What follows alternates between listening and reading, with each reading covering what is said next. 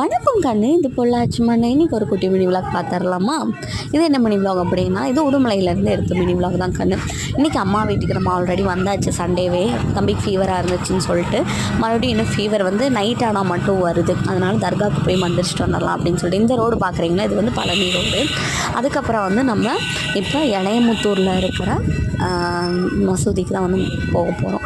இதுதான் வந்து எங்கள் அம்மா படித்த ஸ்கூல், கவர்மெண்ட் ஸ்கூல். அப்புறம் தூரத்தில் பார்த்தா ஒரு யானை வந்துக்கிட்டு இருக்கு. செம்ம ஷாக்கிங். அப்புறம் தான் போய் பக்கத்தில் பார்த்தா சேலை அப்படின்ட்டு அப்புறம் 2 யானை இருந்துச்சு. சரி, நான் அதையெல்லாம் ஒரு வீடியோ எடுத்துகிட்டு இளையமுத்தூர் வந்தாச்சு. இளையமுத்தூர் வந்து எங்கடா இருக்குதுன்னு தெரில மசூதி. அப்புறம் அதெல்லாம் கேட்டுட்டு நாங்கள் டைரெக்டாக வந்து அங்கே ரீச் ஆயாச்சு. நாங்கள் போகிறோம் போய்கிட்டே இருக்கோம்.